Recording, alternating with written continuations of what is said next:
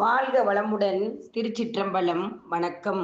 தமிழ்நாடு அகில உலக மகளிர் ஜோதிடர் அணி பேரவை சேவா அறக்கட்டளை நிறுவனர் கிருஷ்ணவேணி அம்மா அவர்களுக்கு வாழ்த்துக்களையும் வணக்கங்களையும் கூறிக்கொண்டு, குழுவில் பயணிக்கும் சக தோழிகளுக்கும் வாழ்த்துக்களையும் வணக்கங்களையும் கூறிக்கொண்டு, இன்று அருமையான ஒரு பட்டிமன்றத்தில் ஜோதிடமும் மருத்துவம் பற்றிய கருத்துக்கள். நோய் நாடி நோய் முதல் நாடி அதுதணிக்கும் வாய் நாடி வாய்ப்பச் செயல் என வள்ளுவ பெருந்தகையின் கூற்று போல, நாம் ஜோதிடம் என்பது ஒரு நோயாளியின் கையை பார்த்து காலை பார்த்து, ஜோதிடம் என்பது காலை பார்த்து பலன் சொல்வதும், மருத்துவம் என்பது ஒரு நோயாளியின் குணம் அறிந்து கையை அதாவது நாடியை பார்த்து பலன் சொல்லும் முறையாகும். திருச்செந்தூர் முருகப்பெருமான் பாதம் சரணாகதியடைந்து இன்று மருத்துவ ஜோதிடத்தில் காதுகளில் நோய், அதாவது ஒருவர் ஒரு முறை கூப்பிட்டால் நாம் திரும்பி பார்க்கவில்லை என்றால் உடனே அவர் செவிடா என கேட்பார்கள். உடலில் உள்ள அனைத்து முக்கிய உறுப்புகளில் செவி எனப்படும் காது இன்றியமையாததாகும். காது நன்றாக கேட்டால் மட்டுமே நம்மால் பிறர் கூறுவதை கேட்டு அறிந்து புரிந்து கொள்ள முடியும். ஆதலால் பேசுவதற்கு காது மிகவும் பங்கு வகிக்கிறது. காதில் வாங்கினால் மட்டுமே அதற்கு தகுந்த பதிலை நம்மால் கூற முடியும். பயணம் வண்டி வாகனங்களின் சத்தத்தை கேட்டு அதற்கேற்ப பாதுகாப்பாக பயணம் செய்ய கேட்காதவர்கள் ஒலி என்றால் என்னவென்று தெரியாது, பிறர் கூறுவதை அறிய முடியாது. காது பிரச்சனையால் சிலருக்கு வாய் பேச முடியாத நிலை உண்டாகும். 3ஆம் இடங்களில் தீய கிரகங்கள் நின்றால் இந்த பாதிப்பு. கேட்டால் மட்டுமே நமது செயல்களில் சிறப்பாக ஈடுபட்டு தன்னம்பிக்கையுடன் சமுதாயத்தில் ஒட்டி வாழ காது நமக்கு மிகவும் முக்கியமாகும். காதுகளில் கூர்மையான பொருளை கொண்டு குடைவது, அதிக சத்தம் போன்றவற்றை கண்டிப்பாக தவிர்க்க வேண்டும். ஒருவர் ஜென்ம லக்னத்திற்கு 3, 11ஆம் பாவகத்தை கொண்டு காது நோய்களை அறிய முடியும். 3ஆம் பாவகத்தை வைத்து வலது காதையும் 11ஆம் பாவகத்தை வைத்து இடது காதை பற்றியும் கூறிவிட முடியும். குரு புதன் ஆகிய கிரகங்களை கொண்டு காது நோய்களை பற்றி அறியலாம். புதன் சுக்கிரன் இணைந்து ஜென்ம லக்னத்திற்கு 12ஆம் வீட்டில் அமைய பெற்றாலும் காதுகளை பாதிக்கின்றது. 6ஆம் வீட்டிற்கு அதிபதி புதனுடன் இணைந்து சனியால் பார்க்கப்பட்டாலும், புதன் இணைந்து 3 அல்லது 11ஆம் இடத்தில் அமைய பெற்றாலும் காது கேளாத நிலை. 6ஆம் அதிபதி சனி புதன் போன்றவற்றால் பார்க்கப்பட்டாலும், 3, 6ஆம் அதிபதிகள் அஸ்தகமனமானாலும், அசுபர்களால் செவ்வாய், சனி, ராகு, கேது, சூரியன் போன்ற கிரக வீடுகள் சம்பந்தமானாலும் காதுகளில் பாதிப்பு, காது கேட்காத நிலை உண்டாகின்றது. புதன் சந்திரன் இணைந்து 3 அல்லது 11ஆம் இடத்தில் அமைய பெற்று பாவிகளால் பாதிக்கப்பட்டது தொடர்பான பாதிப்பு, காதின் உட்பகுதி பாதிக்கும் நிலை மற்றும் செவ்வாய் பிளஸ் புதன் வீட்டில் அமைய பெற்றவர்கள் காதின் உட்பகுதி கடுமையாக பாதிக்கும் வாய்ப்பு. ஆனால் இணைந்து 6ஆம் வீட்டில் அமைய பெற்றிருந்தால் காது கேட்கும் சக்தி. காது நோய்களுக்கும் குரு புதனுக்கும் பரிகாரம் செய்வது நன்மையை பயக்கும். அதை போலவே நாம் தலைமுடிக்கும் வழுக்கைக்கும் எடுத்துக்கொள்ளலாம். தலைமுடி என்பது முக்கியமானதாகும். தலை உயிரை குறிக்கும். தலை நிறைய முடியிருந்தால் தலைக்கு அழகு, மட்டுமே பார்ப்பதற்கு அழகுண்டாகும். தலைமுடி நீளமாக அழகாக உள்ள பெண்கள் எல்லோரும் விரும்புவார்கள். தலைவாரி பூ சூட்டி கொள்வது என்பதே பெண்களுக்கான தனி அழகு.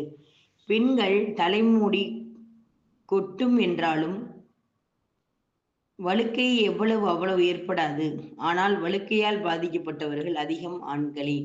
இதனால் பலரின் கேலிக்கு ஆளாக வேண்டிவரும். சொட்டை, வழுக்கை, ஏறுநெற்றி என பட்ட பெயர்கள் கிடைப்பதால் சிலர் கண்களையும் மூடிக்கொள்வார்கள். சுக்கிரன் சந்திரன் இருவரும் முக அழகிற்கு முக்கிய காரணமாகிறார். குறிப்பாக லக்னம் முக்கிய பங்கு வகிக்கிறது. லக்னம் பலமாக இருந்தால் நல்ல உடலை, அழகான தலைமுடி உண்டாகிறது.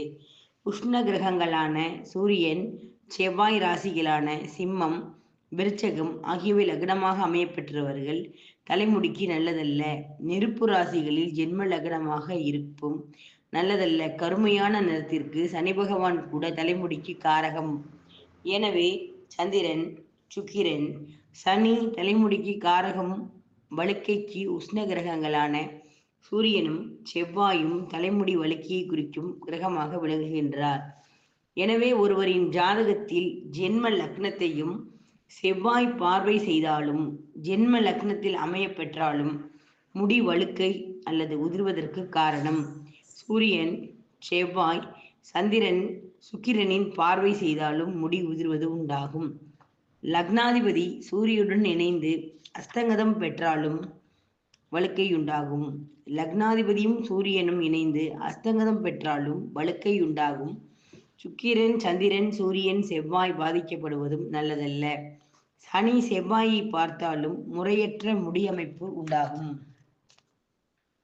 சூரியன் செவ்வாய்க்கு பரிகாரங்கள் செய்ய வேண்டும். ஞாயிற்றுக்கிழமை விடுமுறை நாள் என்பதால் அன்றைக்கு அனைவரும் தலைமுடி சிகை அலங்காரம் செய்கின்றார்கள், வெட்டி கொள்கிறார்கள், மொட்டையடிக்கின்றார்கள். ஆனால் அது மிகவும் தவறு. சூரியன் தலைமுடிக்கு காரகன். ஆகையால் ஞாயிற்றுக்கிழமை மற்றும் செவ்வாய்க்கிழமை முடி வெட்டுதல் கூடாது. தலை வழுக்கைக்கு மற்றும் முடி உதிர்வதற்கு சூரியனுக்கும் செவ்வாய்க்கும் பரிகாரங்கள் செய்வது நல்லது. பிற்காலத்தில் தலை வழுக்கை வராமல் இருக்க சிறு குழந்தையிலிருந்தே சனிக்கிழமை வாரத்தில் ஒரு நாளாவது தலைக்கு நல்லெண்ணெய் தேய்த்து நீராடுதல் அவசியம் ஆகும். அதேபோல் மருத்துவத்தில் தைராய்டு மற்றும் நீர் சம்பந்தப்பட்ட நோய்கள் எவ்வாறு வருகின்றன என்பதை பார்க்கலாம். நமது உடலில் உள்ள முக்கியமான உறுப்புகளில் தைராய்டு என்னும் சுரபியும் ஒன்றாகும். தைராய்டு சுரபிகளில் இருந்து தைராக்சின் என்னும் ஒரு திரவம் சுரந்து இரத்த அழுத்தத்தை கட்டுப்படுத்துவதோடு கழுத்து பாகத்தையும் உடலில் தோலையும் பாதுகாக்கின்றன. ஆனால் தைராய்டு சுரப்பிகள் சரியாக வேலை செய்யாவிட்டால் கழுத்தில் பெரிய வீக்கத்தையும், முன் கழுத்து கட்டி மற்றும் தொண்டை குரல் வளையில் வீக்கம் ஏற்படுவதோடு பெண்களுக்கு ஒழுங்கற்ற மாதவிடாய் கோளாறுகளும், மேலும் குழந்தை பிறப்பை கூட தடுத்துவிடும்.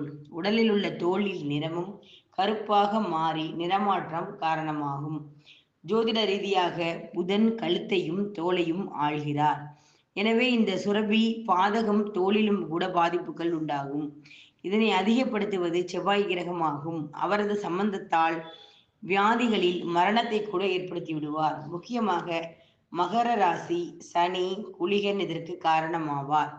நீர் ராசிகளில் சனி, செவ்வாய், சந்திரன், சுக்கிரன் ஆகியவைகள் இருந்து பாவிகள் பார்வை லக்னத்தில் இருந்தும் புதனுக்கு 6ஆம் அதிபதி ராகுவிற்கு தொடர்பு உண்டாலும், புதன் லக்னாதிபதியையும் ராகு ஆகியவை சூரியனுக்கு 8 பாகைக்குள் இருந்தாலும் தைராய்டு நோயை ஏற்படுத்தி இந்த சுரபியை சரிவர வேலை செய்யாமல் இயங்க வைத்து விடுவார். பல வழிமுறைகளாக இருந்தாலும் திசாபுத்தி நடைபெறும் காலத்தில் அந்த கிரகங்களுக்கு உரிய வழிபாடு பரிகாரங்களை மேற்கொண்டால் நோயிலிருந்து தப்பித்து கொள்ள முடியும். புதனுக்குரிய அனைத்து வழிபாடு பரிகாரங்களிலும் புரிதல் வேண்டும். புதனை வலுப்படுத்த நித்தமும் மகாவிஷ்ணுவை வழிபட்டு வர வேண்டும். நீர் சம்பந்தப்பட்ட நோய்கள். கண்ணுக்கு தெரிந்த உடல் உறுப்புகள் மட்டுமின்றி உடலுக்குள் இயங்கும் உறுப்பு நன்றாக இருந்தால் அன்றாட பணிகளில் சுறுசுறுப்புடன் ஈடுபட முடியும். உள்ளுறுப்புகள் இயக்கம் செயல்பாடுகள் குறைவாக இருந்தால் அடிக்கடி ஜலதோஷம் தொடர்பான உடல் உபாதைகள் ஏற்படும் வழியே இருக்கும். ஜலதோஷம் அதிகமானால் ஆஸ்துமா, மூச்சு திணறல், டிபி போன்றவை ஏற்படுத்தும். ஜலக்காரகன் என வர்ணிக்கப்படும் சந்திரன் பலமிழக்காமல் இருந்தால் உடல் ஆரோக்கியமாக அமையும்.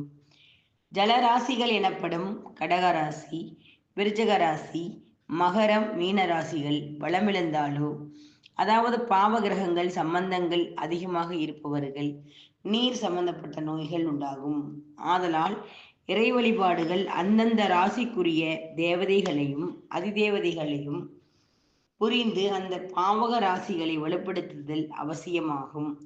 நுரையீரல் சம்பந்தப்பட்ட நோய்க்கு கடகராசிக்காரனாகும் சந்திரன் கடகத்தில் பகை பெற்று பாவிகளின் பார்வை பெற்றிருந்தால் நுரையீரலில் அடைப்பு உண்டாகும். சந்திரன் பாவகிரகத்துடன் இணைந்து சலராஜியில் இருந்தாலும் சல தொடர்புள்ள நோய் உண்டாகும். சந்திரன் பலமிழந்து சலராஜிகளில் கோச்சார ரீதியாக சூரியன் சந்திரன் அதனை பார்க்கும் பொழுது மூச்சு திணறல், ஜலதோஷம் உண்டாகும். கடகம், விருச்சகம், மகரம், மீனம், ராசிகளில் சந்திரன் மகரம், மீனம் போன்ற சலராசிகளில் லக்னமாக இருந்து சூரியன் லக்னத்தில் அமைந்தாலும் பார்வை செய்தாலும் ஜென்ம லக்னம் சூரிய சந்திரன் அமைய பெற்றாலும் 4ஆம் வீடு சலராசியாக இருந்து செவ்வாய் சனி பாதிக்கப்பட்டிருந்தால் மூச்சுக்குழாயில் அடைப்பும் மூச்சு திணறல் ஏற்படும். ஜென்ம லக்னத்திற்கு 6, 8இல் சந்திரனுடன் பாவிகள் சேர்க்கையாக இருந்தாலும் நீரினால் கண்டம் உண்டாகும். சந்திரனுக்கு பரிகாரம் செய்வது நல்லது. பௌர்ணமி நாளில் யாகம் புரிதல் வேண்டும் அல்லது பௌர்ணமி யாகங்கள் நடைபெறும் பார்வதி அம்மன் கோவில், பகவதி அம்மன் கோவில் சென்று அவிர்வாகம் வாங்கி உண்ண வேண்டும். நுரையீரல் வேலை செய்யாத நிலை உள்ளுறுப்புகளில் இது மிகவும் முக்கியமானதாகும். நுரையீரல் சரிவர வேலை செய்யாததால் உடலில் தேவையற்ற நீர் வெளியேற்றம், இருதயம் சரிவர இயங்கும். சந்திரன் ஜலராசியில் அமைப்பெற்றால் சூரியன் சம்பந்தமாகி சுக்கிரன் அஸ்தங்கதம் திசை, சூரிய திசை, சந்திர திசை, புத்தி, சூரிய புத்தி நடைபெறும் பொழுது சூரியன் சந்திரன் இணைந்து ஜலராசிகளில் அமைய பெற்று 4ஆம் அதிபதி காணப்பட்டாலும் சந்திரன் என்ற வீட்டின் அதிபதியும் சூரியன் என்ற வீட்டின் அதிபதியும் சேர்க்கை பெற அமையப்பெற்று சந்திரன் பலம் இருந்திருந்தாலும் சந்திரன் சுக்கிரன் 6ஆம் அதிபதி சேர்க்கை பெற்று ஜென்ம லக்னத்திற்கு 4ஆம் வீட்டில் இருந்தாலும் நுரையீரல் சரியாக வேலை செய்யாத நிலை, மூச்சு திணறலால் அதிகம் துன்பம் உண்டாகி இறக்கும் நிலை உண்டாகும். ஜலராசியில் பிறந்து மேற்கூறிய கிரக அமைப்பு பெற்றவர்கள் குளிர்ச்சியானவற்றை தவிர்த்து மழை பனிகாலங்களில் கதகதப்பான சூழ்நிலையில் தங்களை பாதுகாத்து சந்திர பகவானுக்குரிய மந்திரங்களும் பரிகாரங்களை மேற்கொள்வது மிக உத்தமம். பரிகாரமாக சந்திரனுக்கு பரிகாரம் செய்வது, திருப்பதி செல்வதும், முத்து வைத்த மோதிரம் அணிந்து கொள்வதும், பார்வதி அம்மனை வணங்குவதும், பகவதி தேவியை வணங்குவதும் நீரினால் உண்டாகக்கூடிய நோய்களை தீர்ப்பதற்கு, அண்டாமல் இருப்பதற்கு பரிகாரம் ஆகும். மேலும் பௌர்ணமி அன்று நிலவி ஓம் சந்திர மௌலீஸ்வராய நமக என்னும் மந்திரத்தை 21 முறை கூறி வழிபட வேண்டும். எந்த அம்மன் கோவிலாக இருந்தாலும் பௌர்ணமி அன்று சென்று வழிபட வேண்டும். மிக சிறப்பாக விளங்கக்கூடிய சமயபுரத்து மகாசக்தி மாரியம்மனை வணங்கி வருவதும் மிகச்சிறந்த பலனை தரும். மற்றும் உள்ளூரில் உள்ள வெளியே செல்ல இயலாதவர்கள் உள்ளூரில் உள்ள மாரியம்மன் கோவிலுக்கு பௌர்ணமி நாள் அல்லது வெள்ளிக்கிழமை சென்று பச்சரிசி கொடுத்து பொங்கல் வைத்து 2 தீபம் வைத்து நல்லெண்ணெய் தீபம் வைத்து வழிபட்டு வர சகல சம்பத்துகளும் உண்டாகும். வாழ்க வளமுடன். எனக்கு வாய்ப்பளித்த தமிழ்நாடு அகில உலக மகளிர் ஜோதிடரணி பேரவை கிருஷ்ணவேணி அம்மா அவர்களுக்கு வாழ்த்துக்களையும் வணக்கங்களையும் கூறிக்கொண்டு நான் நாமக்கல் மாவட்டத்திலிருந்து டாக்டர் ஜோதிட பேராசிரியர் டாக்டர் ராஜாத்தி அவர்கள் PhD பேசுகின்றேன். தொடர்புக்கு 9790640171. வாழ்க பாரதம், வளர்க ஜோதிடக்கலை. மீண்டும் ஒரு பதிவில் சந்திப்போம்.